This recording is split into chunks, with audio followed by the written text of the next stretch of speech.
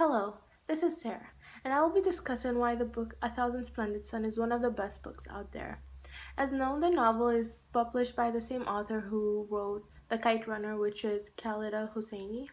And Kite Runner was one number one best-selling book.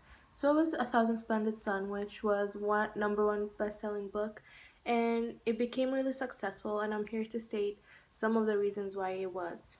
The book is all based on an actual place, maybe even a true story. I'm not sure. I did my research, but there wasn't really a lot of evidence that it was a true story. And the places were Afghanistan, Peshawar, Pakistan, and Iran. The author starts by reflecting how life was there and focused on one character which he branched other characters from. It starts with the life of a village girl, explaining her lifestyle in a very effective way, leading the readers to get really connected to her and all the characters that he introduces with them. The descriptions he uses to describe each and every character was really unique and effective in a way that made the reader get really connected in a way and can imagine how the characters actually looks, which was the use of a lot of imagery in it that the author used in a really effective way. By the end of first part, we got exposed to a lot of literary theories, such as post-structuralism, feminist theory, and religion iconography. There were also a lot of literary devices, but the one that I found really effective was diction. The author used a lot of diction.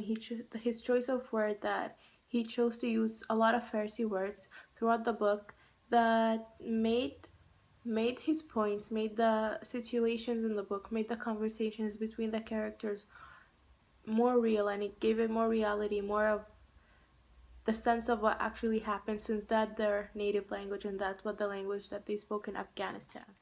Sexism took a huge part in the novel. There was a lot of sexism towards women, and it was really made clear throughout characters and their conversations and all the events that happened through females and male. It showed that girls were limited, that they were controlled by men, that they were not able to do anything individually. Making the character of woman so weak was a reality that it really did happen in Afghanistan, and it made readers, as myself and maybe other readers, feel outraged, feel curious as to why this is happening. And this was embraced in the story of Maryam, who was 15 years old. She was sent off to marry with a 40-year-old stranger just to protect her honor and her purity. Religion is really strong in the book, referring to only one, which is Islam. There is a lot of Quran mentioned, the mosque, and religion acts. It wasn't really a symbol that has briefly passed in a chapter or in a part of the book. It was a lifestyle that a whole country had to adopt to. At one point, Afghanistan had a theocratic government. In part 2 of the book, a complete different style of a man is introduced, or became a protagonist, for a really short time. Hakim is an educated father and a husband. He was one of the few people who graduated university, and he was a teacher. Sexism was something he did not agree with, as he supported his young daughter, and he taught her that education was her number one priority, unlike Maryam's mom, who believed that education was useless for a girl. Also during part 2, the genre of the novel has shifted a bit, that the author introduced a new romance that flourished between two young friends, Maryam and her friend Tarek.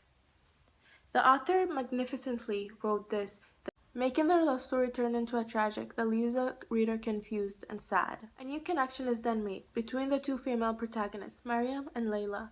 Together, they got to know each other. They got to discover a lot of things about each other. They got to feel a lot of feelings they haven't felt before, such as trust, loyalty, cruelty, and love. You see in the novel that both of them are a bit of a feminist. They try to break out free from the man that supposedly protected them, even though he was no good for both of them. They try to break free. They try to go against the soldiers outside just to do whatever they wanted. What they both experienced was complicated, especially being two women who had no one but a cruel husband, living in a patriarchal society that was very strict, that didn't allow one woman to go outside her house without a man. Near the end of the book, there was a lot of surprises that were very unexpected, which I believe why the reason that makes the book very unique and very interesting.